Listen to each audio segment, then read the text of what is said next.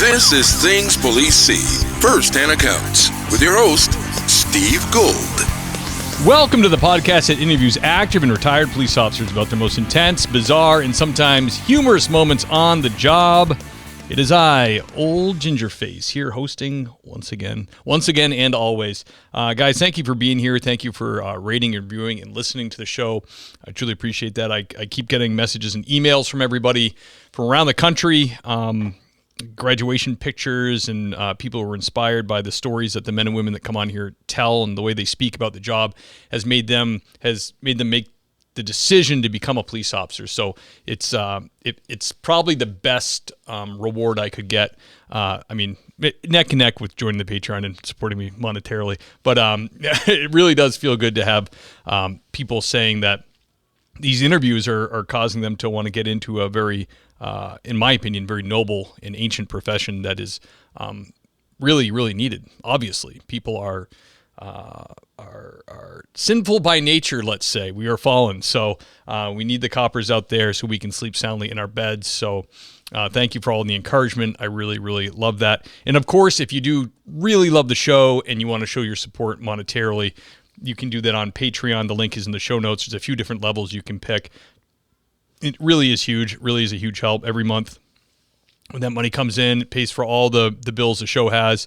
Puts a few shekels in my pocket, which I appreciate. And I don't want to pat myself on the back too hard here, but it does. There's a lot goes into editing and scheduling and maintaining all the stuff that goes around the show. So I really appreciate it. But all that being said, as always, the main interview portion of the show will remain free. If you can't afford it, the economy's terrible. I totally understand. Don't worry about it. You're still going to get the show. You're going to get 4 episodes a month.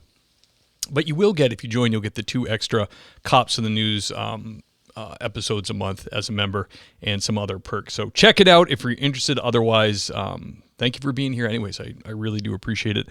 Today, I'm excited to have this next guest come on. He is probably one of the highest ranking police officers we've had on before. I've already spoken with him on the phone. He's super down to earth, super good guy. He's already transitioned into his second career, which is kind of focused around mental health and well-being of police officers, which is really cool. He's retired kind of from the New Hampshire State Police. He retired as a major. He's currently still sworn. He acts as a coordinator for the Division of Mental Health and Wellness. I think he's on his 40th year in law enforcement, which is, God bless you, sir, which is amazing. Who I'm talking about is a great Russell Conte. Russell. Hey, Steve. Good to be man. here. Dude, so happy to have you. Really got to thank the great Chief Goldstein for hooking this up. Yeah, Dave's a good man, and Chief Goldstein is one of the few guys that's senior to me in this world, in this profession, and worked with him many, many years ago in the state police, and he retired as a captain in the New Hampshire State Police, and then went on to be a chief in a couple of towns. Very beloved, everybody knows him, and for all the right reasons. Yeah, like I was telling you when we were talking earlier, he came on the show and we hit it off. Just such a nice guy, such a gentleman, such a professional, very talented, very smart.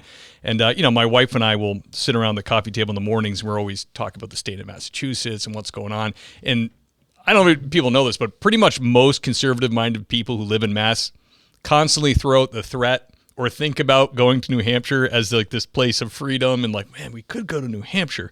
So my wife and I always chat about that. So when I was chatting with him about, hey, could you send me some of your buddies or anybody you think would be good? It's where you came from for the show.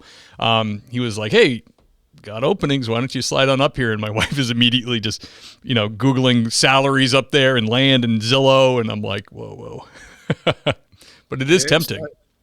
It's nice. I mean, there's, when I came on, the vast majority of police officers were from out of state, and I'm from New York originally.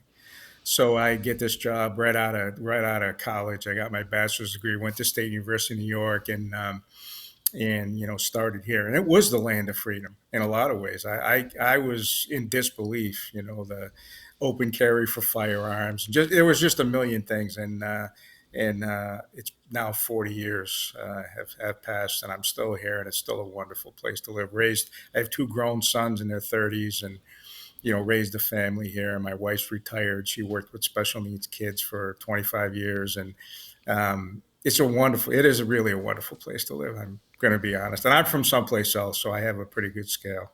Yeah, that's really cool. So yeah, you came up to the Great White North early on. Were you pretty rural in New York, anyways, or did you grow up near the cities? We originated in the city. My big Italian family. My relatives landed in the city, and then we migrated to upstate because that's where a lot of the mills and stuff were. And my grandmother, my father's mother, was a seamstress, and that's how we made it up. And I grew up in the Utica, Syracuse area. As a matter of fact, my older brother is a retired cop also, and he was a cop in Utica for 28 years, I think. He retired and now lives out in Arizona. Wow, good for him. Yeah, New Hampshire does it kind of interesting. Correct me if I'm wrong, but they're a state that does, everybody does the same academy, and then if you were a specialized, like if you're state police or if you're a game warden, you then branch off after academy and do the state police program and or the game warden program. Is that right? Yeah, it's similar. Everyone goes to the same academy. So you're in there, and I think there was around 60 people in my academy class in 1985. And everybody comes from all the departments, and then you go out. And at the time, the state police still runs like what they used to call a patrol preparation. And Fish and Game has their, niche. And what that does is give you some more specified training on some of the things that are going to be different. But overall, I mean, I still have a lot of friends out there. Most of them are retired, but because we all go to the academy together, it doesn't really matter what job you're from. I had friends all over the state, still do. I was, of my academy class, one of the last. I think it was just me and another guy hung on the longest, but needless to say, good group of people. Yeah, that's cool. Someone was telling me I had a New Hampshire guy in my academy class for Mass. One of those stories where he took the job in Mass. The chief that hired him said, "Don't worry about it. We're going to accept your New Hampshire academy." He went on patrol, and like 3 weeks in, the chief called him in and was like, "Hey, the MPTC rejected your New Hampshire training." And he was like, "You've got to be kidding me. I sold my house up there. I moved down here." That, you know how it is with these training councils. They won't give you a solid answer until you're sworn. Same with New Hampshire, because I looked at going up there, and they were like, "We will let you know if we accept your Mass Academy once you're sworn in up here." And I was like, well, that doesn't work for me at all. Yeah. So that is rough, but I like that idea. So that he, in the police academy, he was telling me what you just said. You all go to the same academy, and it just makes more sense. In Mass, it's very separated out. We are separated out from the state police completely. They are like want nothing to do with the MPTC. They do their own training, and we really don't train with them at all. Yeah, I mean, just my personal opinion, I don't know it any other way. This is all I know. But as I went on throughout the years and did a lot of different jobs in the state police, I got to work all over New England, traveled all over the country. Sure. And the reality is I figured out pretty quick that this has a real, positive tone to it, where there's not a lot of jurisdictional problems. Anywhere you go, people, they know you. And I just think it works well. But it's also, it's a small state, but I think it helps overall. And I think as you go out to your career, you're not the stranger. You're not only in one club. And I always thought that was a huge advantage. And I still enjoy that. I still enjoy that as I travel throughout the state doing the job I have now. I help people from all jurisdictions, from all different departments. And, it doesn't make any difference. We're all police officers together. That's the way it's always been. Yeah, I like that. I like that a lot better. I don't like how Mass has always been. Everything is broken up in Mass. They don't give us statewide police officer status. You have to have mutual aid agreements. All this stuff. Like the college cops used to go to the a truncated state police academy because they were state employees. Then there was a municipal training academy where city cops and municipal cops went. Then there was a state police academy. It just creates a lot of like, I don't know, like the way you guys do it. You're all on even footing. You're all getting the same training. There's no egos involved of like, well, I went to this academy. I went here. Ours was harder. Yeah. That, first off, that's not true. And cops are cops the world over. I can tell you that now, being an old guy. But the nice thing about it, though, is it's not only basic training; it's advanced training. All the training I ever got was with cops from all different jurisdictions in the state, and it was always to this day. The crisis intervention team program that we have, that's everybody. So it's that's just the way kind of I was brought up in it, and I started when I was 22. And so again, I don't know any other way. But as I travel and the more people I meet, I think most of them are like, "Wow, you guys do it that way." I go, "Yeah, it just works well." Yeah, absolutely. Yeah, like you said, maybe it's more feasible because it's a smaller state and doesn't, and, you can kind of do that standardized training and all have. And you guys do this. I think it's a sleepover academy, so everybody goes through all that stuff. It was. I don't know if it is now. I believe now. Excuse me. They're running an additional number of students because they had a lot of openings, and I think it may be. It's not a stayover academy anymore. It was when I went, and for many many years. But I think what they did was with all the openings, and by the way, a little recruitment pitch. If anybody's looking to move to New Hampshire, there was tons of law enforcement openings. The state police, I believe, have over 50 openings, which is absolutely incredible to me because people were usually 10 deep to get on most of these Yeah, jobs. But most of the major departments have openings, and I think the academy, when they housed people overnight, I think it was around 60 around mine because it's roughly the same size academy. And when they went to a not a stayover academy where you can leave at the end of the day, they were able to run more classes. yeah, They don't have to house all those people, so they have bigger classes and they run them more frequently. So I think it's benefited.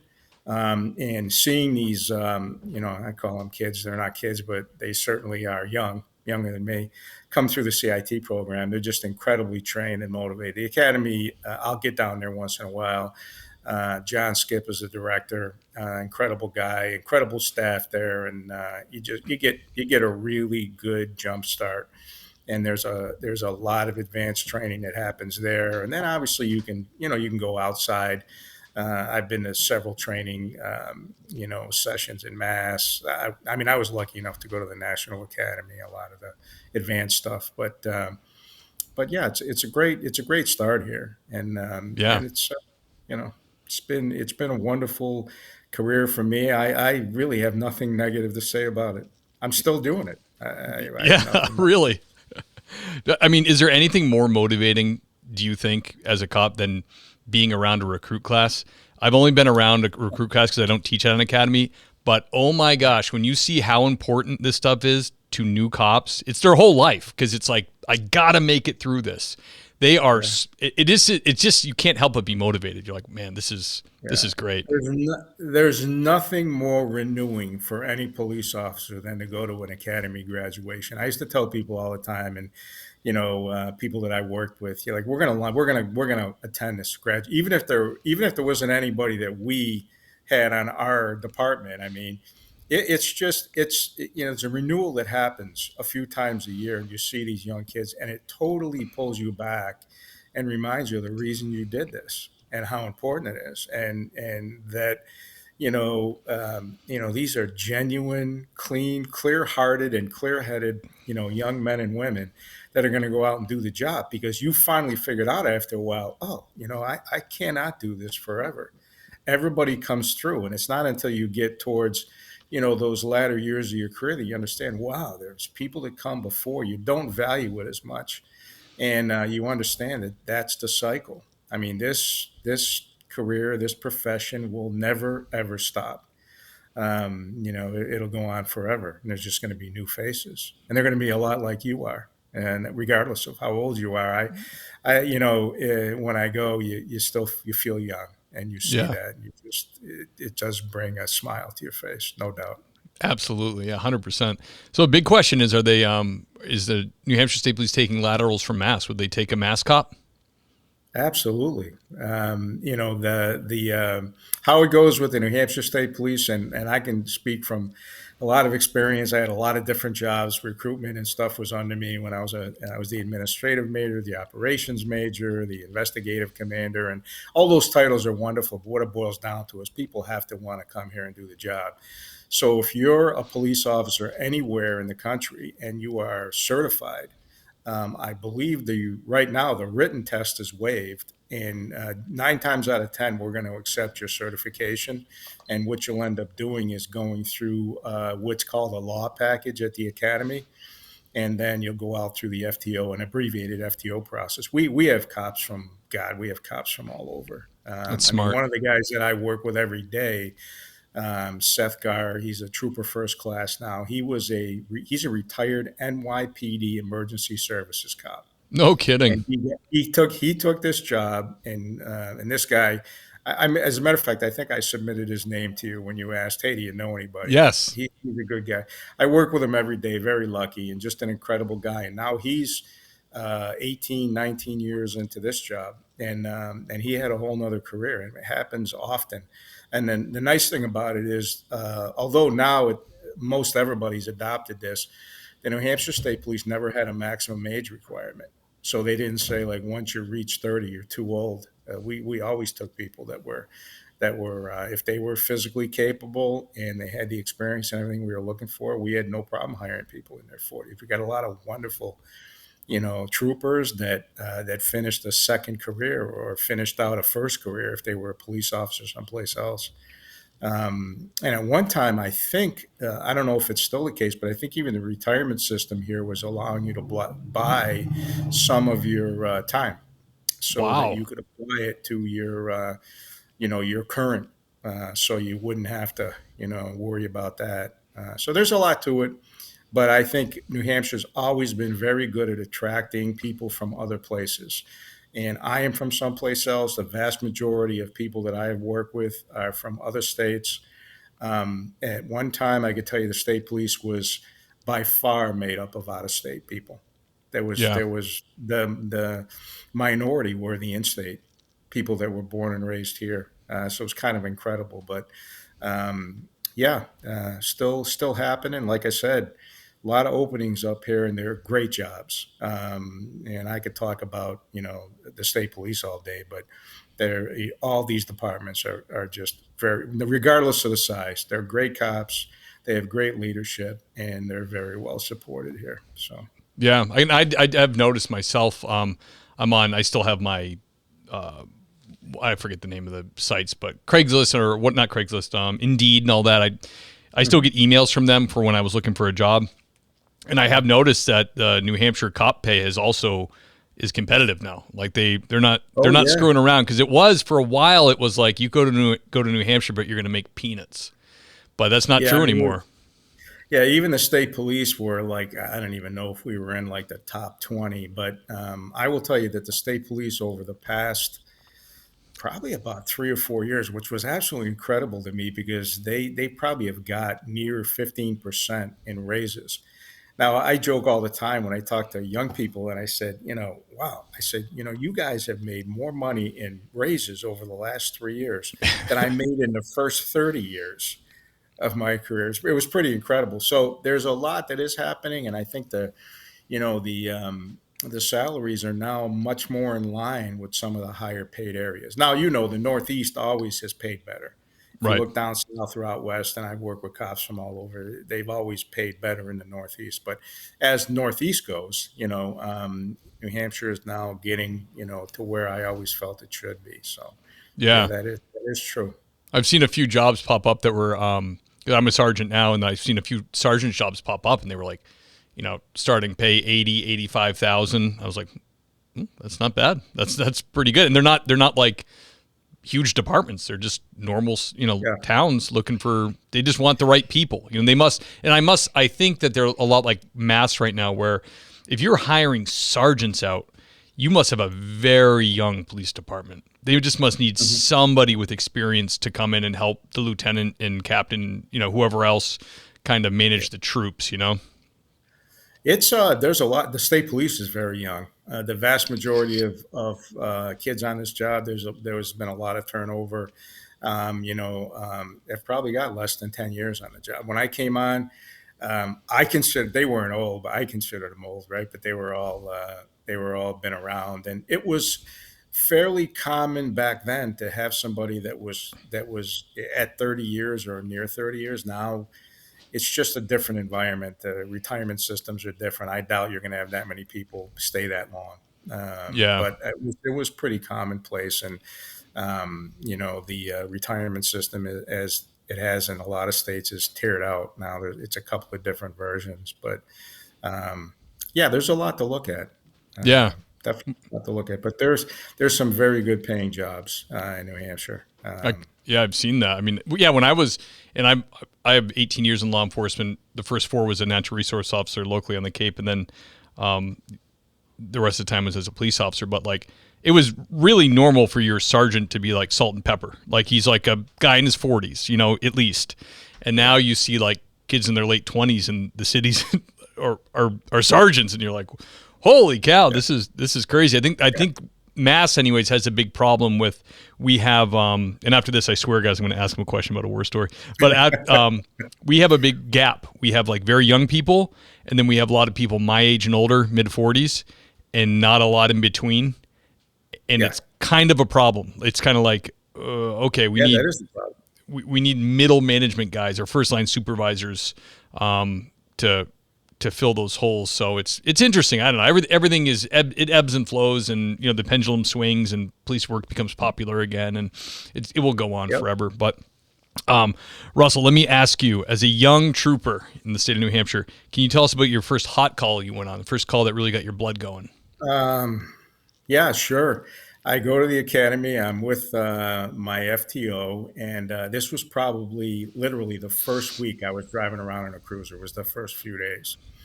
And we were in Merrimack County, New Hampshire, which is roughly the area surrounding the capital in Concord.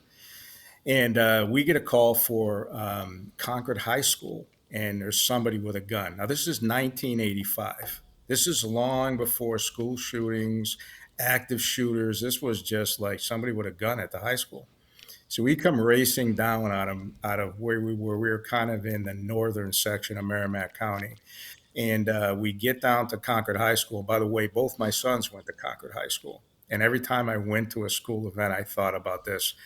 But we pull around the corner, and Concord PD at the time, these guys were all retired, very professional group of people, then still are. It's a great police department. And they were just engaging this kid, and the shots were just going off. And we pulled up and bailed out, and I was literally days on the job. And this kid it was a deadly force incident. And this young kid that brought a shotgun in, he had threatened, a bunch of people in the school. But it was, it was hard to believe. But it all happened. And I remember, just leaving that thing thinking, oh my God, these guys, there was a shootout at the school, and it was literally right in the, right in the doorway of the school. And we were probably not more than 100 yards. Like, you'd never get that close now. You'd do it totally different.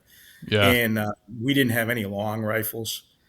We had shotguns, issue twists at the time. I don't even know if we got those out.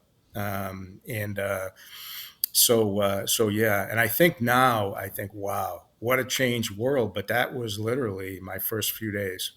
And there was a lot of stuff we got called to. Rural cops, as many of you know, that's what makes up America. And I'll consider myself a rural cop. I worked a lot of task forces in Manchester and Nashua, and I was in the drug unit for many years and stuff. But I always consider myself a rural cop, and that is where a lot of stuff goes down. You just never know. But yeah, that was just days into it. I was as green as the uniform I was wearing. It was something.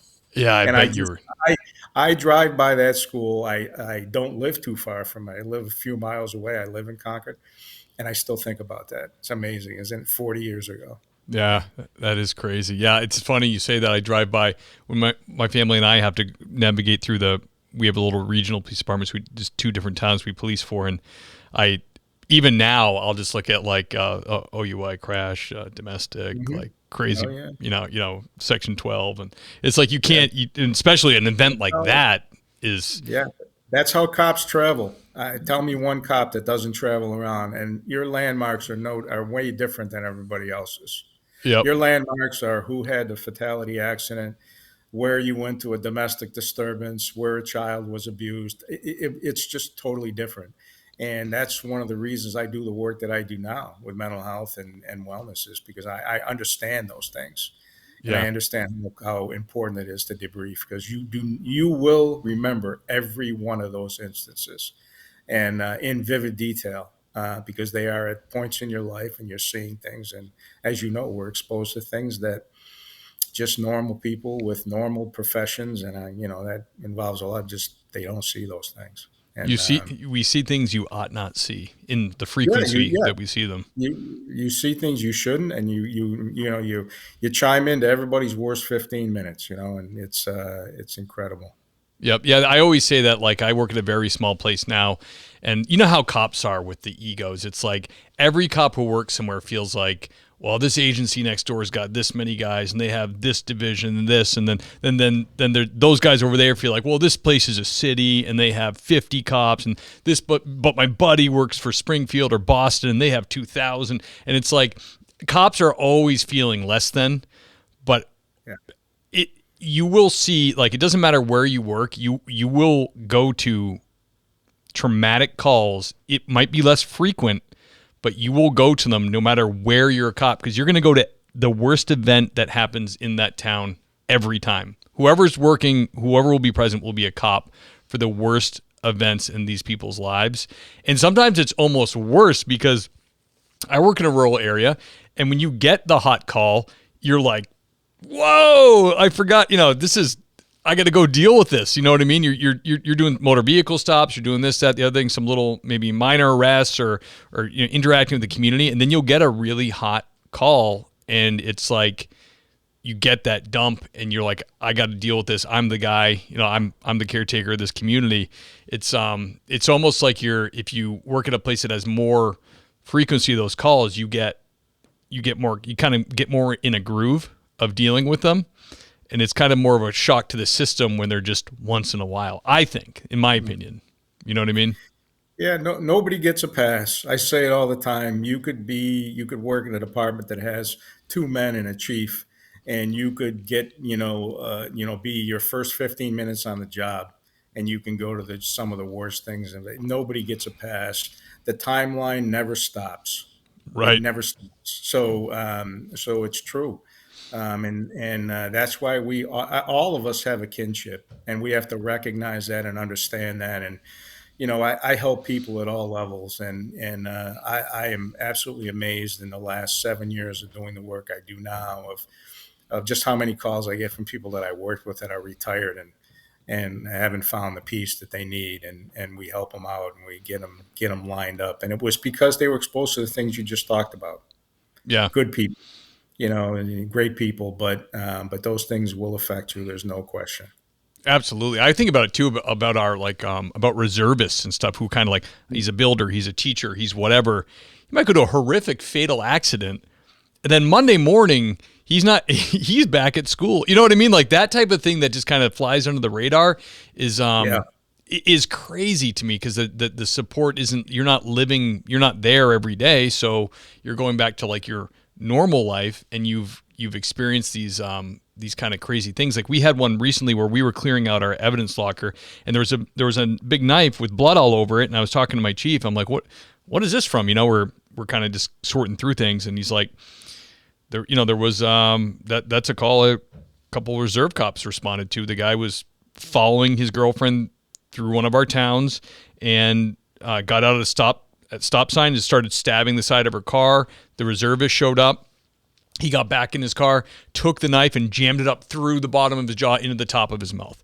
And if you know the towns I work for, you never in a million years think some poor guy who just works weekends for us is going to have to deal with this insane call. But he did, Oh, there's no question about it. We could trade stories all day. That happens much more often than you would imagine. And, you really hope it's the most senior people that have the best training and the most schooling, or are the most tactically sound, right? And sometimes that is the case, and all the planets align and it's the right person at the right time. But, the reality is you have to be the right person at the right time, because that's how this goes. And Right. it is. I agree with you. I'm on a couple of commissions up here, post traumatic stress, mental health, workforce. Have a lot of great connections, and we're actually doing some stuff to gather some statistics to try to figure out. And this also affects, the rate for suicide with first responders. As you know, cops is a very high risk group, Yeah. and we're trying to track a little bit better on who's exposed to what, because nobody's really tracking it. We track officer deaths. We don't track, suicide rates for police officers. And the truth of the matter is it's at least double or triple what our line of duty deaths are. And there's a reason for that, and it's exposure to trauma, and it's not being able to debrief and get through that stuff. So yeah, it's the person, being at the right place, and all the training in the world and all the tactical stuff, still tough to prepare. I've seen a lot of things. You've seen a lot of things, a lot of great cops out there listening. And, the truth of the matter is there's always going to be something you haven't seen, something you haven't been exposed to. And there's going to be triggers for those things too. Yeah. And, those are things we have to work through, and we have to be aware. And we need, you need people that are going to advocate for you. That's what I do now. Advocate for this profession. And let's make sure that we don't just turn out casualties to the profession, and but we turn out good, solid people that have peaceful retirements, and successful, and can see the good, really can see the good in a career. Yeah. Yeah. The debriefing thing that has been around pretty much since I started, but is definitely ramped up now is good. I think it's good for. I think it's good to have them be like, this is normal that we do this. Like, this is. It's not like, hey, we're going to have a meeting. You can come if you want. It should be like, no, this is what we do. This is mandatory. Everybody involved in this incident will be there. You'll get overtime. Whatever. Come to this because we're going to debrief this. I think for cops, because you know how cops are, their mindset, if it's like, all right, I got to go to this thing, then it makes it okay. It makes it like, well, this is normal, or this is part of the job. I got to do it. Because when I first started, there was a few that were like I went to a plane crash when I was on harbor patrol, and the debriefing for it was optional. Mm-hmm. And I was 22, so I just didn't go. But it was traumatic. It was in the water, but only in 10 feet of water, and it was a small jet, and I just didn't go because I just thought, I don't need to go. But sometimes the things you see and experience, you think about them later, and you're like, when you're not a kid anymore, and you're like, that probably would have been good to go there and hear other people talk about how they were feeling about this, because it can F with you later. You know what I mean? So I do like the direction. I like these regional debriefing teams and meetings that are going on, rather than the 800 number on the wall. Like, hey kid, if you're having some feelings, there's an 800 number you can call. Like that. No cop's going to call that unless they're like have their gun in their mouth. You know what I mean? Like that's it's better to normalize it for sure. But Russell, switching gears, can you tell us about a strange or bizarre thing you dealt with? Oh boy, I dealt with a lot of strange and I bizarre bet. things, a lot of strange and bizarre people. Yeah, I mean, I was very lucky in my career, and I saw a lot of strange and bizarre stuff in the drug unit with people that were under the influence, or were involved in trafficking stuff, and it was just all bizarre. But I also spent many years in the major crime unit and ran the major crime unit, and following up on homicides was always absolutely unique to me, and I.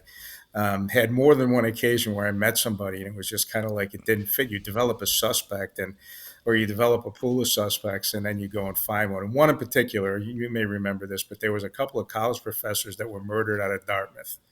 And this was back early 2000s, and it was a huge deal. It was an international deal. And they had, we had started to develop some suspects, and realistically, we were looking at kids at the school and colleagues. Turned out to be a couple of high school kids from Vermont, But the reality of it is it was an absolutely incredible case. And so at one point we had developed a suspect that was a professor in volcanology. And I learned more about this than I wanted to, but it was interesting stuff. And he had been beat out on a job by one of the professors and was pretty upset about it. It just What happened to is be volcanology? volcanology is the study of volcanoes and the study of Okay, makes sense. geophysics as you know, when stuff blows up, when the earth like expels its own internal magma and rocks and everything else. So needless to say, this we had a guy that had beat out one of the professors. One of the professors that was murdered had beat him out for a job, and he just happened to be back at the time that the homicides happened, and then took off. And we tracked his car. He rented a car from a rental place at Manchester Airport, and there was a couple of red stains in the trunk. We found the car, and so off I went. And I'm also a polygraph examiner. I have been since 1998. So Oh, nice. the deal was we were gonna take off, and I'm gonna question this guy. Hopefully, move to an interrogation, and maybe we'll even run a test on this guy. So we find him in Phoenix, which just so happens that that's where my brother lives now. My older brother, the retired cop in New York, lives in Phoenix. This was long before he was trying to get away from the snow. So I land in Phoenix, hook up with Phoenix PD homicide, and we find this guy and we haul him in, and he's out in the desert, which is like a volcanologist's dream out there. Yeah, At one time, all those deserts around Phoenix were an ocean, and sure. he told me more than I wanted to know about it. So he comes rolling in, and he's like limping, and so I meet him, and I'm like, God, he had some real physical ailments because he was out in a place in Spain on a mountain doing some volcanology stuff, and it erupted, and a couple of his colleagues were killed, and he ended up getting hurt, Damn, and it's like a movie. he had pumice in his head. And this guy was a complete train wreck. He came in, we could barely get a blood sample from him. His wife had left him because he had the equivalent of Parkinson's now. And I sat down with him, full well knowing 15 minutes into it, this guy didn't kill anybody, Yeah. but it was so bizarre to see somebody that was so broken. And there was a couple of guys that I worked with, the lead for the case. This is the guy, Russ, you got to go get him to confess. And I prided myself on confessions, and I was all about, going in for the kill. Right. But I'm like, so I had to call this guy and be like, hey, this isn't the guy. He's like, no, you're crazy. This is him. You got to go in there. I've just spent like 48 hours with this guy. I want to buy him a new house. And I said, I've never heard since his wife left him. You're like, He's guys, got, this guy is so nerdy, it's ruining his life. this guy, this guy didn't kill anybody. Man, Yeah. I'm afraid he's going to take his own life before we leave. Right. So it was absolutely amazing. And again, it wasn't him. So we got a blood sample from him, which didn't match. And we got it. It all worked out. It was just coincidental. And he admitted, oh, yeah, one of the victims was Hoff, and Susanna Zantop was her name. They were German nationals. And he says, yeah, he beat me out for a job I really wanted there. But now I'm in, Phoenix, and I really like University of Arizona. He was very well known. And the thing that makes it the most bizarre is a couple of years ago, I like to watch Discovery. I don't watch a lot of television, but I like to watch the Discovery Channel. And I see this thing. It's like a tragedy on Glenines, or I may be mispronouncing it. And I said, what is that all about? And there it is. It was the mountain that blew up. And it was the guy that I had gone out and talked to. No And I kidding. sat there with my wife, and the guy is still a mess. And my wife's like, that's the guy you talked to? I go, yeah, see, that's what we had. She goes, well, he didn't do it. I go, yeah, no, I know that. But I said, I had to explain it to the guys that I worked with. This guy did not do it. And they're like, oh, no, he did it. There's blood in the trunk of the car. I go, no, there's not blood. It turned out to be stew. It's turned out to be moose stew. He had a friend that killed a moose on a moose hunt, gave him stew, and he had frozen it and left it in the trunk, and a bag leaked. And it turned out to be moose blood.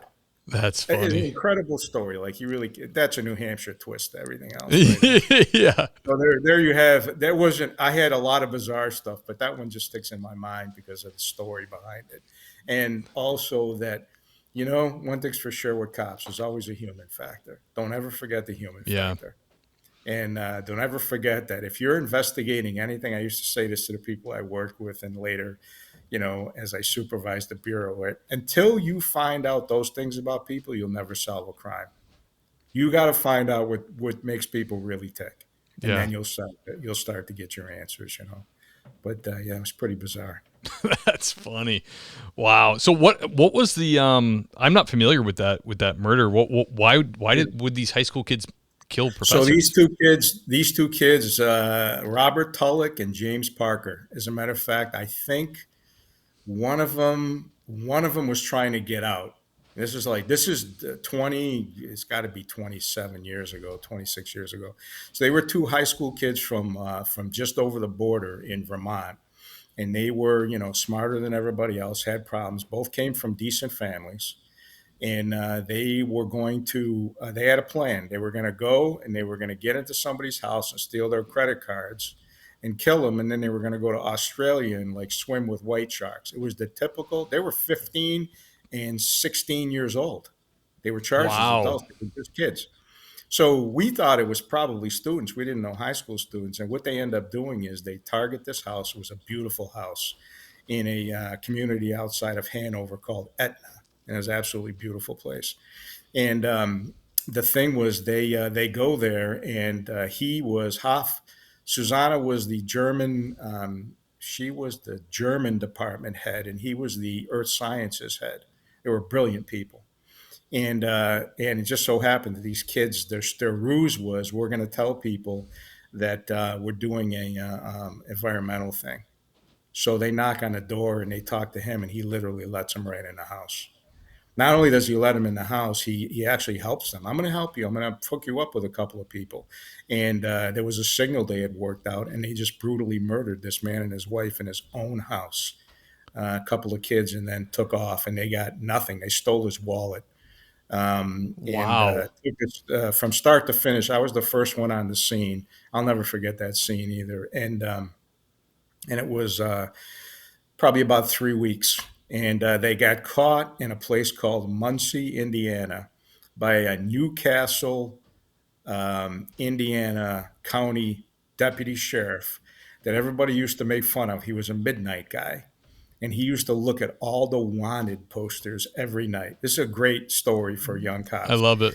We put out an all points bulletin. We put out a, hey, we had pictures of them. We knew who they were because they took off as soon as we found them. We found them because they had purchased a couple of knives from a gun shop in Massachusetts, and we did some just dogged police work, and we found them. We went to see them, and they took off that night. Um, but we had grabbed a pair of boots that one of them had, and they were pretty high end hiking boots, vast hiking boots, and we matched them to a boot print that was at the scene, and we found their fingerprints and their blood and everything else eventually. And they took off, and this Newcastle deputy, who literally people used to make fun of because he was dogged. He used to go through all the truck stops on his midnight shift. And if you've ever been to Indiana, crossroads of America, they're nothing but truck stops. I went out Yeah. there. I went to the truck stop, met Flatland. this, met this guy, and he ends up hearing a trucker say, "Hey, I got these two kids. They made up names. Yeah, they're going to California." And that's what we had. They had got on a truck in Massachusetts at the Sturbridge Rest Area, which I go right by all the time when I Wow. go to New York. Yep. And they had got with a trucker, and the trucker said, "Yeah, they're going to California to work on a fishing boat," and they had made up names. So we put that in the all points. He hears the CB. He's got a CB radio in his cruiser, which I used to have way back in the day. And he maintains radio silence on a CB. He hears his trucker. "Yeah, I got a couple kids going on a fishing trip to, trying to get out to California." He pulls up there, and there they are. He caught them. He Wow. caught literally these kids brutally murdered two college professors at an Ivy League school, and this guy on the midnight shift in Muncie, Indiana, in the Flying J truck stop caught him. Guy was incredible. I met him. I said, "Let me tell you something. I will never look at a bulletin ever again the same. Yeah, You are an incredible police officer. And all you had to do was pay no attention. We probably never would have caught up with these kids. it's You know, incredible, isn't it? it would have taken another year. And he was just a down to earth, good guy that had been with the sheriff's department for a handful of years and worked the midnight shifts. Great guy. God bless him. Wow, that's incredible, man. I love hearing stuff like that. That's so cool. Yeah. How did these kids murder them? They used knives, unfortunately, and they Oh, used two knives that were very specific. They were SOG knives that I know yep. most cops are familiar with, but they were SEAL Team 2000 knives made in 2000. And the one thing we had going for us, and the reason that we found them in Vermont, was because the knives SOG made these knives. They were very expensive. They were a couple $100 a piece, and they made like 1,800 of them. And we thought, there's a number we can work with. When you're a homicide guy, 1,800 is a number you can work with. And we did some research and we asked SOG, and they were really good. They said, yeah, we sold like 900 of them to the military. Now, we knew one thing for sure. This was not a military operation. This was the most unorganized, panic-stricken crime scene. This was not people from the military. Yeah. So I said, so we narrowed it down, and that's how we found this one sale of two knives to James Parker, in Vermont. Wow. And the place was on the Capes, as a matter of fact. And it's amazing. I cannot remember what I had for lunch, but I can remember details of these cases. It's a cop sickness, But the place was called Fox Firearms, No and kidding. it was in Massachusetts, somewhere on the Cape. And they sold him the knives, and the guy was wonderful. He's like, "Yeah, hear who it was?" He goes, "One kid bought both of them. I had two in the case. I never thought I'd sell them. They were huge, unwieldy, huge." And they were so disorganized that the reason we knew we had them is because the knife sheaths were very specialized. These SEAL Team 2000, they were made out of Kydex. This is long before Kydex was a thing. And they left those at the scene. So we had the sheaths. And SOG worked with us. But once we got the double sale for Vermont, and it was Orange, Vermont, which is literally a hop and a skip. And then we knew, oh boy, this, we may be onto something. And then I just remember the day that I stood late. We were working on a Hanover PD. I'm now running the investigation. At the time, I was like the assistant commander of major crime. I was a sergeant. And I remember talking to a couple of detectives. One of since just passed away now. And I said, "What do you think?" And they're like, "Man, they're just skinny kids. They're just skinny kids." And I was like, "Well, let's find out." And by the time we got the match back to the boot, which we did that night, and some other evidence, they were already gone. They jumped in his car and took off, and the chase was on. So That's incredible, man. I had it reminds me of I think it was Chattanooga, Tennessee cop I had on who, in the same vein of what you're saying, he was new, so he went to a 911 hang-up, which I hear cops on the radio all the time say, "Close it out, it's all set," because the person called back and said it was accidental. I go to all of them, especially now, because he went anyways, and he went for 911 hang-up, and then it was like supposed to be like nothing. He's like, "I was almost there anyways. I was new. I was, looking for an interaction." So he went there, and the guy opened the door, and people who listen to the podcast already know, but when the guy's standing in the door, a guy goes by, crawls up to the door on his hands and knees and yells, "Help me, this guy's trying to kill me." He walked in on an Aryan Brotherhood hitman who was hired to murder a neighborhood child molester. He had already filleted half his shin and had brutally sexually abused him in ways I won't get into. But this kid, this cop, and he's a friend of mine now, great guy, discovered this whole thing, made the arrest, this huge case, because he went to a 911 hang-up. And I know I just don't look at it the same anymore. When I hear it, when I hear cops say "close it out," I'm all set. I'm like, oof. Because it's and I work in small town USA, so it's like, yeah, it's or like when someone has a code go off in their house, a burglar code, and someone called back with the right code. Yeah, well, they could have a gun to their head. Like, that's not a confirmation. You should go in person. And number one, you're making sure. Number two, you're having interaction with the public, and they're seeing their police department come, and they usually go, "Oh, you guys came anyways? Geez, I'm really sorry to waste your time, but it's nice to know that you guys come." So it's like a good PR thing. And also, it might be a 1 in 10,000 shot, but you just never know. You should follow up, The planets align when you least likely think they will. And what you've just described is you hear people describe each other in this profession all the time. You're like, that guy's a great cop. Great cop. Great cops are curious. Yeah. To this day, I'm very curious about everything. Great cops are curious and they don't trust anybody. And it's not that you should let that rule you or you can't have any friends outside of the profession. And I know a lot of people all over, and especially what I do now. But, those are some basic things that allow you to succeed tremendously. And also, I might add, will keep you alive. There's a Yeah. lot. There's a lot to what you just said, and I will tell you that there's people that spend their whole careers in training, trying to figure out how to train people to do what you just described. It's a pretty amazing, isn't it? But the Yeah. best way is hang around people that do it, and then once you see it happen, you get those things. And I've had several where it's just kind of like everybody's like, well, that's happenstance. No, that's not happenstance. That is somebody that is ultimately very curious, was not afraid to ask a question, was not afraid to be in the right place at the right time, because you really make your own successes in this world. You could turn a blind eye to everything. It's true. Though, that person goes free that's not chased. It's very true. Yep. Very So true. true. I hear a lot too, like, how cops are. I don't have to tell you. But they'll say you have a cop that's a hammer for traffic. Mhm. He's a hammer. Well, inevitably, guys that aren't hammers will crap on him. Be like, this guy's obsessed with motor vehicle. It's all he does. It's like, dude, take it easy. Like, it's all you're ever doing. I'm not a hammer. I do try to do stops just because they're important to do. But I kind of have to make myself do them. I've never been like a giant motor vehicle guy, but I know they're important. But there's other cops that they'll only pull over specific cars, or they have the formula for, the 2 males in a car's registered to a female. I might get drugs out of this car. I care about this car. I don't care about the guy going 15 over. I care about what I'm looking for. I want drugs. I get it. But there are hammers in my area that work, and they do just a million stops. They just like doing motor vehicle.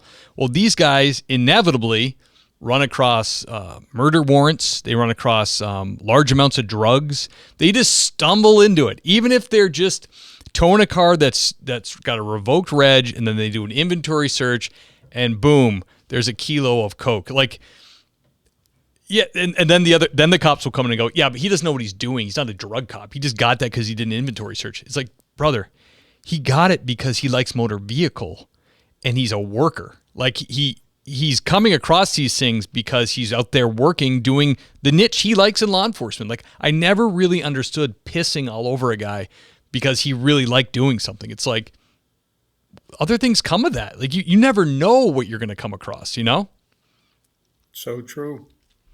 That's so true. Yeah, motivation is motivation at every level. And I was, listen, I was assigned to the interstate. I was assigned to the interstate, stopped a gazillion cars. I was on 93. I did a lot of different stuff. And then ended up going into the drug unit and the major crime unit. And, I think if you're motivated and you're going to look for work. I had a really strong desire to be a detective, and I spent the vast majority of my career, in detectives, and that was wonderful. I had a great time, and but I got to tell you, some of the best cops I know are just what you just described. I mean, if you get, I was always a day's work for a day's pay, right? You got 8, 10 hours, whatever you're working. I mean, you got to do something. Right. And kind of Yep. like you don't even have to, honestly, right? You don't have to kill yourself to succeed on this job. No. The reality of it is you go out and you get through the shift. The one thing you have to always work at is making sure you get home Yep. and making sure that your greatest success is still having a family. I've said this to many people. Oh, hey, you've done it all. Nobody's done it all. Well, hey, all the stuff you did. What's your greatest accomplishment? I live in the same house. I'm married to my high school sweetheart. I have 2 kids that still talk to me. That's it. Beautiful. Titles, all that shit was wonderful. But you know what? And frankly, I did a lot of important jobs. And I think the work that I do now with mental health and helping out cops and helping out people that suffer from mental illness that's touched all of us and all our families, mine included, is by far some of the most important work I've ever done.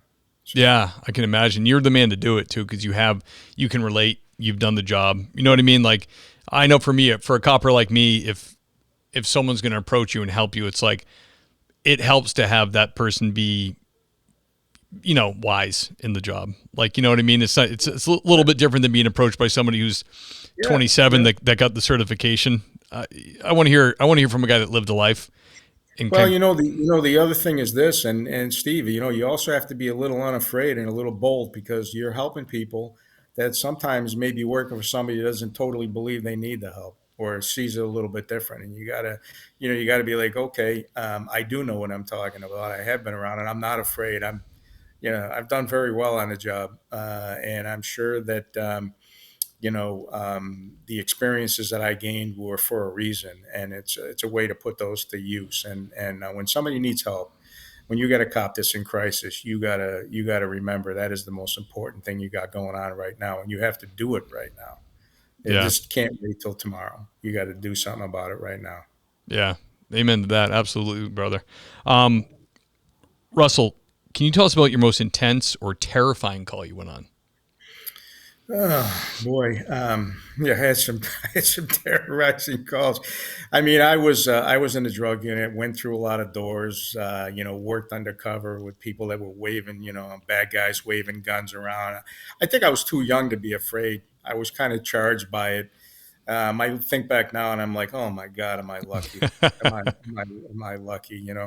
But I'll tell you what, terror for me is it's kind of absent sometimes. And I've been in a lot of pursuits, pursuits when back in the day there wasn't a whole lot of rules, and whoever had the lowest mileage on their cruiser was elected to ram the person off the road.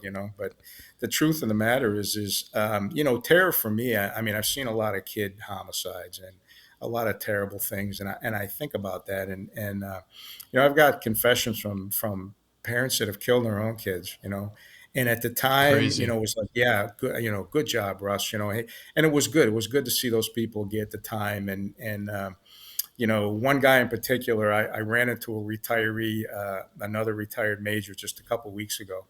It was kind of funny because we have a governor's race up here, and one of the governor's candidates was talking about a case where a little girl was raped and murdered, and that was his case. And I worked it with him.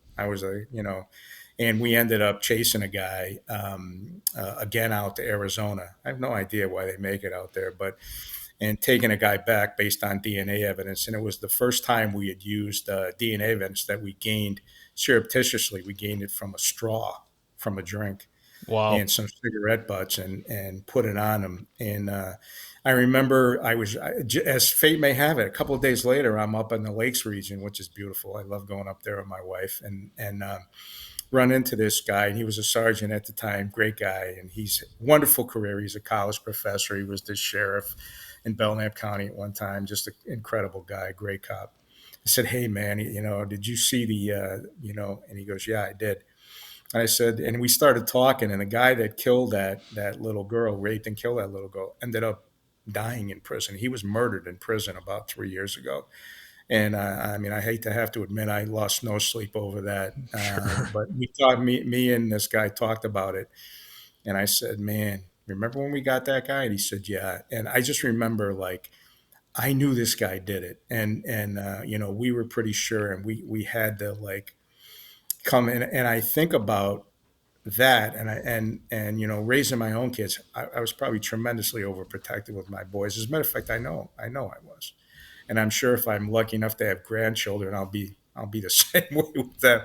But the truth of it is terror for me is remembering some of those things that maybe I didn't at the time because I was too big with the chase, and layer about that because I had things that were probably much more dangerous positions that I were in that didn't affect me as much. But Yeah. when somebody can get their hands on a kid or kill a young boy, and I've run polygraphs and got confessions of some horrendous stuff with sex offenses, the whole situation with the church. And, it was, I think now, and I think, my God, I know that I can't protect people enough. When I see little kids, I think, who is that little kid with, right? And but those are the things that I think, when I look at what scares me now, as I think back, I think, wow, But at the time, we were all in. Yeah. We were all, and then the things that should terrorize you was some drug dealer that's got a waving a gun around. You're like, he didn't really point it at me. He pointed it in my direction, but we didn't Right. shoot him either. So, and I thought, or being in a high speed pursuit where if you went off the road, it wouldn't matter if you had your seatbelt on or not. There Yeah. was nothing left. But so those are the things that you think about, and I think it's important that you know, not to rehash those in a way where you can reprocess them. And I say this all the time when I was putting a program together for peer counseling and mental health many years ago when I was in a couple of my old jobs. I got to do the one thing that every cop should do. I got to hang out with professionals that were clinicians, and I got to debrief for like 10 years. Nobody gets to do that. Yeah. Everybody's like, "Wow, you're so stable. You have such a yes." That's right because I was like I debriefed for 10 years. Right. I'm trying to get cops to debrief for 15 minutes to help them. Yeah. And I Yeah. got to talk about all these things, and I now realize that is how I reprocessed, most of what I see, and it gives me a healthy attitude, and also allows me to see, what people are going through, and recognize that, it's affected by everything. There's nothing to be ashamed of, and it's all right. And if people are telling you I came through my whole career, it never affected me, they're probably not good liars, but they're liars. Yeah. Um, you know, Yeah. It affects everybody. Like we have, I mentioned before, we have a county-wide car now you can do for overtime. We have clinicians for, and I've been to the CI, I've got certified in CIT and the whole thing, Mhm. so I can take the overtime. And the clinicians are now in the field. They're not in the emergency room, and they're not Right. at the office. So they pick clinicians to do the job, and they get a vest and a radio and CSO on their back, and it can be pretty serious, and I'm friends with both people who work in the field, clinicians, and also clinicians that work at the hospital, and that also it's pretty clear that like that job, they're incurring trauma that they didn't expect. You know what I mean? Because they're all of a Right. sudden they're riding around with cops, and we're kind of looking at them at the scene to be like, what do you think? Like, because it's so much easier to be like, let the clinician write up the involuntary order, and I'll Mhm. just sign it rather than me make the decision. And I'm friends with a clinician who works, buddy of mine's wife who works in the hospital, and she has said before, like, I would never go in the field. She's like, I like a controlled environment. You guys bring the person in, I got them. I can think. I don't have to think. It's like I can think. They are subdued. I can help them that way. She said, but if you were to put me in the field with someone who's like actively suicidal, it's a whole different game. So I think we have a whole. I think possibly we have a whole nother group of people accumulating trauma now through the clinician program, because they're you know no police academy field training. It's like you're only going to go on like the worst psych calls and apply what you've learned in the field. So it's kind of a unique thing to watch unfold. Yeah. Yeah, very true. Very true. And we have regional efforts up here. Like I said, I started the CIT program with NAMI New Hampshire. Great resources. If you hit the NAMI New Hampshire website, you'll see a tab for CIT and a lot about what that is. I wrote the grant with them. I was board president and on the board for many years. Chaired the State Suicide Prevention Council. I'm still a member of the First Responders Group. And yeah, you're right. You're right. And these are people that I think are, have all the skills. And what we need to do is we need to not only protect them, but we need to protect like what they're seeing and what they're doing, because their efforts are really where our job has come to. If you're not Yeah. good at this, if you're not good at managing mental health crisis with people, You're going to have to name me one jurisdiction that doesn't have this problem, whether you're talking about the unhoused, you're talking about people that are, substance abusers, people that are involved in, in domestic violence issues, any amount. It's a mental health chase. That's what we're on.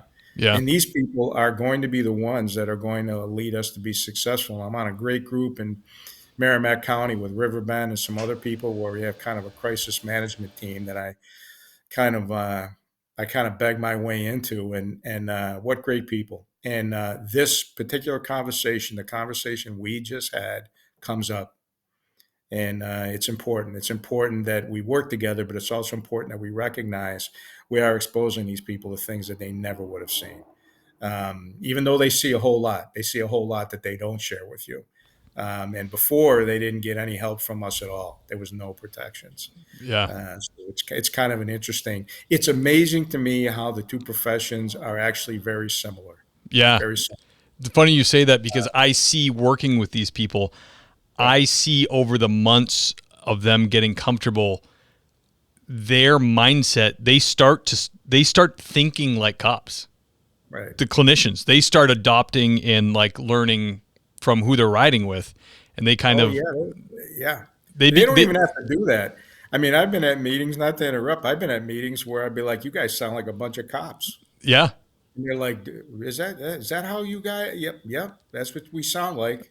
Yep. They become So, more and more pro police the longer they do the job. It's like, and now they're like our fanboys. They love the cops.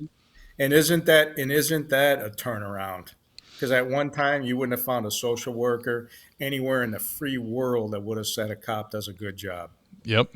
And I come from those world. We weren't. We were. Every one of us had horns, and we had a sole purpose of incarcerating people that didn't need to be incarcerated because they get no help. And Yep. so yeah, big changes. Big changes. 40 years isn't a long time, but I have seen a tremendous amount of change. And I'm Oh sure in yeah. your career now, nearing 20 years, you think back, you've seen a lot of change. And that is the job. The one consistent thing is going to be change. It's going to be the things in evolution, and you got to stay with it, irregardless, and embrace it and recognize that this job, we are not in control of where this profession goes. Right. Society, people, human beings, and the human condition is in charge of where we go. Yeah. Yeah, it's so true. I mean, I haven't been on the job all that long, but in the early 2000s when I started, it was like Section 12, we call it mass. You just go there, and the way I was trained, the person says one wrong statement or you have enough info from a family member, cuffed behind the back, stuffed in an ambulance. Period. That was it. You did not try to talk with them. It was, you are now in custody and you were going to the rubber room in the hospital. There was nothing. It didn't matter if they had a weapon or not, or any of that. It was just like, that was the protocol. Cuff them, get rid of them because they need to go to the, and literally, I'm not even joking. Literally, if you had to ride with them because they were violent, at Cape Cod Hospital, there was a padded room where you would give them to security and they would throw them into the padded room where they awaited their psych eval. That's just how it was done. And now it's so different. It was all on your word, right? And I come from the days when working out on the interstate, somebody walking out there, acting strange. And New Hampshire Hospital they don't have like a Sally Port program, but they did. Put the person in the car, didn't even know if the name they gave me was the real name, pulled into Sally Port, dropped them off to state hospital, went back on patrol. I have no idea whatever happened to these people. Right. I think about it now. First off, it's not your word. You have to get family members involved. The IEA process is completely different, IEA or IEH, depending on what the statute is. And a good reason for that. They have a right to a hearing. There's a lot of changes that have happened. It's evolving. And in New Hampshire, that hearing happens. You can't house people at the emergency room for inordinate time periods anymore. That 3 days for the hearing starts as soon as you drop them off. And Yeah. that's why a lot of people are back out on the street because they don't have the beds that they need. They don't have the assets, for them. So, that's something that every police officer is going to be dealing with. I've yet to go to any town, any jurisdiction, anyways, irregardless. And New Hampshire is a very nice place. There's a lot more haves and have-nots. And the truth of the matter is you'll see homeless and unhoused people that are suffering from mental health issues, and you think, wow, doesn't matter where you work, that's what you do.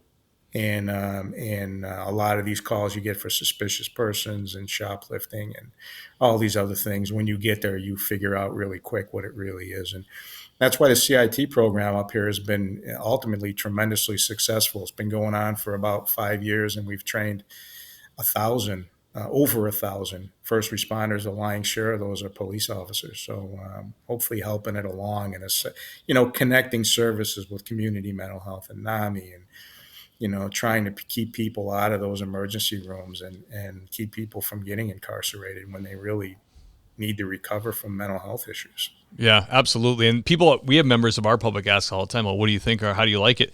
Cops love this program. We love it. We love having access to clinicians. You think this is what we want to do?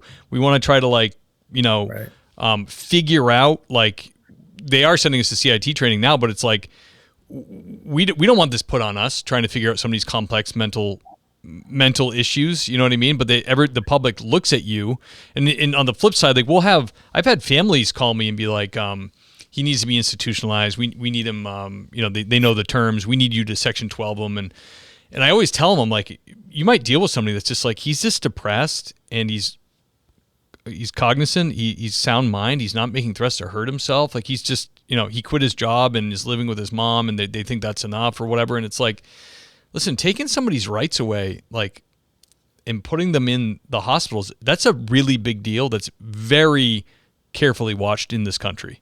So we don't just show up to throw people into the hospital to get evaluated. That's sometimes that's what they want, but that's not what we do. Your rights are very protected. We don't just take your rights away because the family thinks someone's sad. And the cool part is now we can say, not going to do that for you, but what I can do is schedule a clinician to stop by with a cop on Wednesday, and they can talk to the person and have, the cops that we have do the overtime are, we wear polos and a different color pant, a little bit dressed down. We still have all of our stuff if we need it, but we're kind of toned down a little bit, and the clinician is the lead. Unless they tell us you need to step in, or you see that you need to step in, that's kind of that you put them forward, and you're kind of just there like, hey, how's it going? Yeah, I just drive her around or him and whatever. But that's where the program, I think, is really cool, where people, they have these nuanced problems where to them, you should institutionalize them because they quit their job and want to live with their mom. It's like, well, no, this is America. You can do that. Especially right. If they've not threatened their own life and they're not, abusing drugs. It's like that. But so that, to me, it started as this for one thing, and now it's kind of branched out to be a community service for all different kinds of things. It's pretty cool. I dig it. That's right. I commend you guys, and you should really get all the credit you deserve for that. That's where it's all headed. And if you're at that level where you're cutting edge and you have those assets being built up, I'm telling you, you're going to be significantly more successful as a law enforcement officer and agency. And if enough of that's going to be done, and do it for long enough, we're gonna start to solve some of these societal problems. Everybody, hey, fentanyl will kill you. All these things will kill you, right? I'll tell you right now, before we had a fentanyl crisis, before we had this, we had a mental health crisis, and we have a mental health crisis because of some of these things. And not to minimize the fact that some of this drug use causes mental health issues and mental illness. It's so complicated. And it's so convoluted. You get a bunch of people in a room and talk about it, but I commend those people that are doing something about it, and you are, and that's why I'm still here. It's important work. It's absolutely important work for everybody. Absolutely, 100%. Russell, can you tell us about only a couple more questions for you? Can you tell us about a heartwarming encounter you had on the job? Heartwarming. Oh, I've had a lot of heartwarming encounters. I'll tell you one that happened, and I've been on a couple of hurricane deployments for FEMA. I went to New Jersey when that whole Hurricane Sandy hit and was there for 3 or 4 weeks. And just to see some people that really have lost everything, but still willing to help you. And I also went to Puerto Rico when Hurricane Maria for 6 weeks. Oh, wow. And that was so significant in my mind. But I'll tell you, the most heartwarming thing was how well we were treated. We really were there on a humanitarian mission where we were traveling through the mountains, and Puerto Rico could be, kind of a dangerous place. But the reality of it is there's a lot of drug cartel activity, but there was no power, there was nothing. And we ended up bringing supplies to a couple of hospitals up in the mountains. And these people treated us like literally we were conquering heroes. It was the most heartwarming stuff Nice. I had ever seen. I mean, it was very hard to leave that island at the 6 week mark because it was one of the few times where, yeah, we were law enforcement officers and we were doing that, but to just be embraced by people that literally didn't even have drinking water. It was absolutely incredible. It was the most humbling experience, and I came back and I thought, "Holy cow! We are so lucky. I am so lucky, to have a safe place for my family." And by the way, I don't know if Puerto Rico's really ever recovered, Yeah. but there was some tremendously heartwarming stuff. And one real significant point of that deployment is we had hooked up with a college in Florida that had a high Latino populace in South Florida, and they had started they gathered a bunch of stuff in Florida, and there were a couple of professors were in Puerto Rico that we met happenstance. I had a bunch of my guys on a traffic post, and they were trying to find a place. And believe it or not, one of them was from New Hampshire and now lived in Florida. So my guys come back and they're like, "Hey, you ain't gonna believe it. We got approached by, and I said, "Who are these people? Do you have a number?" And we hooked up with them and we helped them. And we ended up getting a bunch of stuff shipped on a C-130, helped them out, and ended up going up to a hospital. And it's kind of funny because one of the guys that was with me had a real close call with mortality and ended up having some open heart surgery in Massachusetts and came back to the job. He's now since retired, and he was one of the guys with us. And at one point, we went to a temporary hospital in a place called Ponce, which is the southern half of the island. And they were being literally overrun. Their security had left, and they were a drop-off for narcotics. And there was a bunch of nurses and doctors we didn't know. And so we get a call. We're like a Sunday night late at the operations center in San Juan, and a guy that me and him were running the detail. He was a captain. He's since retired. They say, "Hey, we got a real problem." I said, "All right, well, we're heading out towards a hospital down there tomorrow. We'll leave early." So we drove literally through the night over the mountains and got there, and come to find out the guy that was with us that had this open heart surgery, come to find out they were from Mass General Hospital. They were doctors and nurses, and a couple of the nurses Wow. were the nurses that saved them. Wow. So incredible stuff. You really, there's a lot on this in your career that you really can't make up that was supposed to happen. And that was by far something that I think was supposed to happen. It was That's pretty, really cool. pretty, Yeah, I pretty love that. We have an officer that works with me that is Puerto Rican and still has family there, and he goes there yeah, to visit his uncle to go fishing and stuff like that. And yeah, beautiful place. yeah, beautiful. He said he gets a kick out of it because he's a pretty young cop, very good cop. So happy to have him on our job, but in bilingual, so he's getting called all the time by the state or the nearby towns to talk to Yeah, people.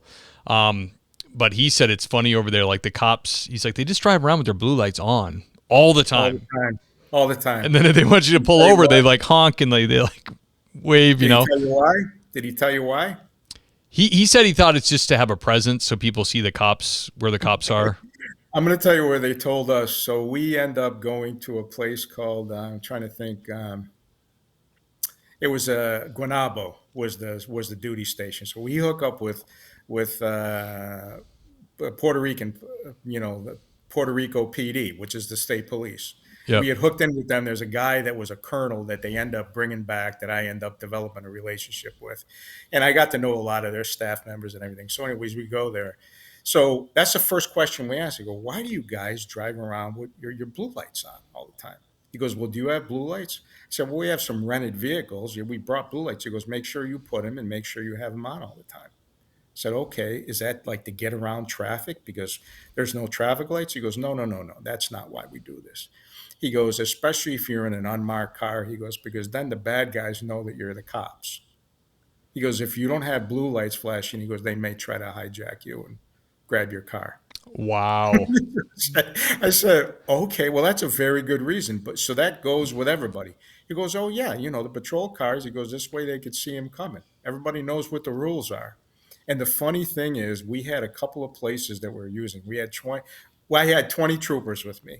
That's who we took, 20 troopers. It was the farthest anybody from New Hampshire in law enforcement had ever been away and still had I bet. Yeah. right? So the reality of it is we had tough time finding housing, and one of the houses we had there was a lot of gang activity, like I said, drug cartel activity, and there was an alleyway by one of the houses. I wasn't staying there, but a few troopers were there, like 10 troopers. They had a homicide there. I go there the next morning. We're forming up. I'm like, what are these guys doing? And we get that is they killed a guy in the alleyway. I said, did you guys hear anything? They're like, no, we were tired. So Oh, gee. I was like, holy shit, maybe there is something to this blue light thing, right? And but yeah, it was incredible. I have so much respect for those police officers in Puerto Rico, whether they were from San Juan or Puerto Rico, the police department there. And I believe they're called agents at the state level, police agents. I had so much respect because they were underpaid. Their retirement system was terrible. They were out helping people, and their own houses had been destroyed. Oh They my were the goodness. most humble.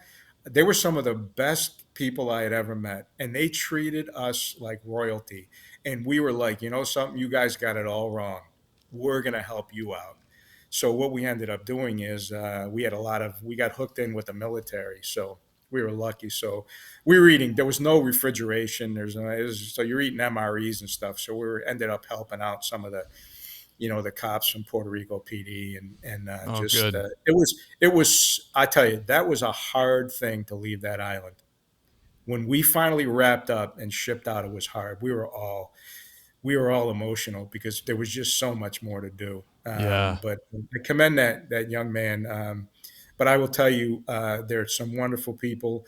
There's some of the most patriotic Americans that I had met in my life on that island, and So obviously they cool. can't vote. It's a very unique place. I learned a whole lot, and it was you talk about heartwarming. It was heartwarming, absolutely. That's beautiful, man. I love it. That's so cool. Yeah, my dad got a COVID check from Puerto Rico, a real one. They sent him $600, and he's like, "Is this real?" So he researched it and called, and yeah, they for some reason my dad's father was a military guy, and he was all over the country and other countries and stuff, and Yeah. for some reason they had my dad's record as being a Puerto Rican citizen. So they sent him the money, and my dad's a honorable guy. He sent it back. He said, "Well, I'm going to send it back to your governor or whatever because Yeah. I'm not a resident." But he thought that was pretty funny that Puerto Rico was sending him $600 for COVID relief. Meanwhile, retired copper on the Cape, made all the right Yeah. moves. House is almost paid off. Like I'm not taking $600 from Puerto Rico. This is Yeah, ridiculous. right. Yeah. Good for your father. Yeah, it was just a very unique place. I think about it a lot. As a matter of fact, when I retired from my last position before I started this, they found out, and that colonel and a couple of the staff wrote me a wonderful note that they read in my little retirement soiree. And we eating cake, and I thought these guys are just incredible. They never forgot about us. I That's I so mean, and there cool. was a lot of cops there. There was cops from all over the country. There was cops from Russell, you got Massachusetts. to go back. Yeah, yeah. I haven't made it back, but the truth is, yeah. Go back on Although things I vacation. don't think are a whole lot better, but yeah, Yeah. wonderful people, Very, wonderful people. very cool. I love it. Do you have any advice to new police officers, people in backgrounds, people who are thinking about applying? What would you tell them? Yeah, first off, the only advice I have is it's still an honorable, decent, dignified profession. There's no question about it. And the one thing I want to say to young people is there's a lot of young people that come from all different kinds of backgrounds, and they may be in social work, they may be in, computers, they may, the one thing that police work does, that the profession of law enforcement does, is have a place for everyone. I'm living proof. My father was a meat cutter, and the reality of it is I there's a place for everybody, and there's young people out there that I think are iffy on the profession because they don't know a lot of what we talked about. They still think it's knuckle dragging stuff where all you're doing is putting people in jail. If they really knew, wouldn't it be nice to have them? Wouldn't it be nice to have them Yeah. on board? And when I talk to people, I talk about that often.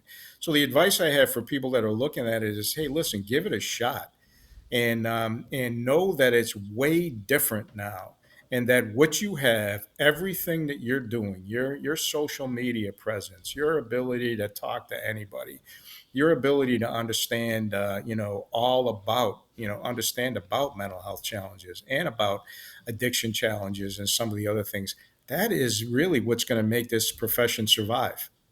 You need to get aligned with somebody that can give you the real skinny. And unfortunately, I think what kids do is they focus on the cop that always sticks out. Yeah. The guy that weighs, 240 pounds and he's got 20-inch arms, and they think that's what it is. And that's not what it is. Right. It's amazing to me, but I think now, um, you know, um, the job and the evolution of the job is there's such a desire, and we talk about this in some of these commissions that I'm on, is how do you get the right person at the right place. And I think the program you're doing with CIT is going to help. And I think you probably have a lot of clinical people, whether they've admitted it to you or not, may be interested now in being cops Yeah. because they see what you're doing for work and they're like, well, I'll be damned. You know what? I really do like being out here. I want to do this all the time. And think about what an asset they would be. So the one message I want to make sure to give is I was never a police officer before. I came out here straight out of college. I went to the police academy, learned a whole lot along the way, still learning. This job is different every day. And if you're looking for a job that's not going to be the same mundane thing, well, you just, it's like they say, right? It is a ticket to the best show on earth. But I think also it is also an opportunity for you to do good in this world, really where it matters.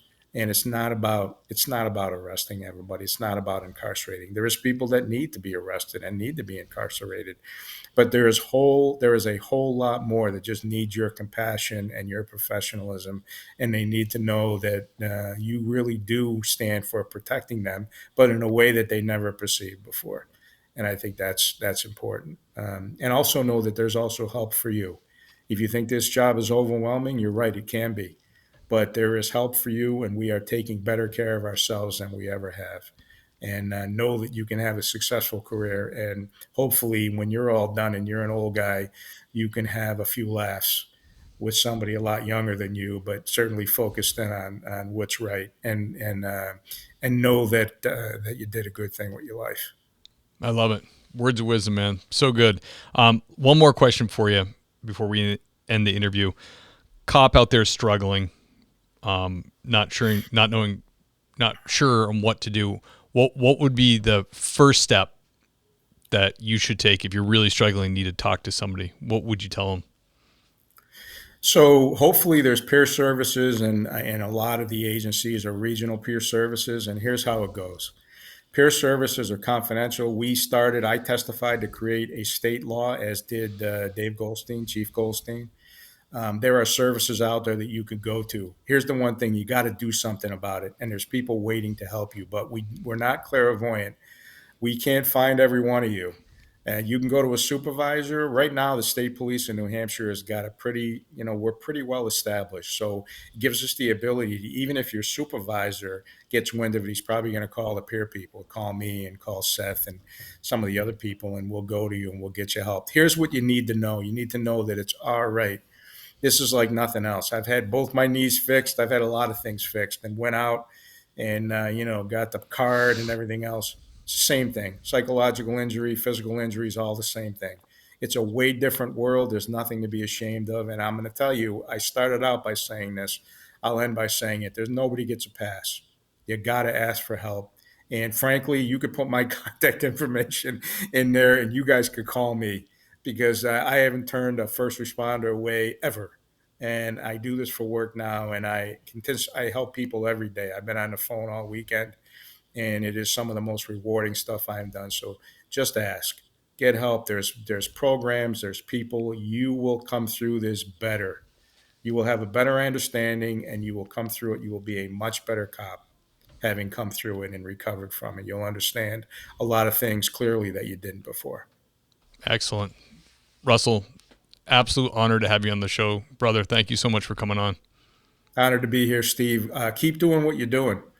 And by the way, if you or any of your friends ever want to move to the Great White North, there's a lot of great jobs and a lot of great people. But it sounds like you guys are all doing pretty well where you're at. So, yeah, we're doing pretty good, but I'd be a liar if I told you we didn't think about it sometimes. All right. All right, well, brother. Stay safe and be well. Thank you, sir. You as well. And I got to do the show outro. Can you hang on for just like 2 minutes? Yeah. I'll be right with you. The great Russell Conte. Oh, my goodness. Great interview. So much fun. What a career he had. And career after career. He's going on 40 years. He's still at it, still sworn. Very, very cool. Honor to have him. Guys, this is a time in the show where we thank the Patreon sponsors. This is, you can be captain, lieutenant, sergeant, or patrolman. I'm going to start with the captain, Jamin Jack from Security 101. Thank you, sir. The great and powerful Andy Biggs at lieutenant level. The great and powerful Tom Connell, lieutenant level. Now on to the sergeants, Adam McMahon, Adam Mihal, the great Ben Peters, Brad Thompson, Dan Carlstrom from Burley Boys. Check him out on Instagram. Great woodwork. Chris June, Clark LaCoff, the great Dave Ellman, everybody. Dennis Carrasquillo, ladies and gentlemen, the great Detective Nick Adams. Thank you, sir. Doug and Kelly Newman, love you guys. See you at church. The great Dylan Mosher, everybody. Elliot Sykes, ladies and gentlemen, the great Gary Steiner. George Karyotis, everybody. None other than the great George Karyotis. Greg Gadboy, ladies and gentlemen. J.A. Family and Company. Thank you very much. The great Jake Pinedo. James Rose, everybody. Jason Labrie. Jason Lau. The great Jessica King. John Jordan, ladies and gentlemen. John Shoemaker. John and Aaron Kate. Love you guys. See you at church. The great Justin King. Kyle Roberts, everybody. Kyle Napier. Lauren Stimson. The handsome Lane Campbell. Lisa Gano, everybody. Mike Roach from Roach Machines AI Solutions. Check him out. The Iceman from Motorcop Chronicles. Check his podcast out. The great Nancy Hammond. Paul Maloney, former guest. Honored to have you, sir. The handsome and venerable Raymond Arsenal, Richard Tolles, Keep On Truckin' Brothers, Sasha McNabb, Scott Young, everybody, Sean Clifford, Seth Wright, the great Sheriff Ronald Long, the great Tammy Walsh, holding it down dispatch, Tony Fahey, William James Long, that's Deputy William James Long, to you, thank you very much, the great Zach Haney, Zachary Pleat, and the handsome George Tessier. I'll see you at church, brother. Guys, thank you so much for all the support on Patreon. The list continues to grow, and I truly appreciate that. I love you guys, and I will see you next week.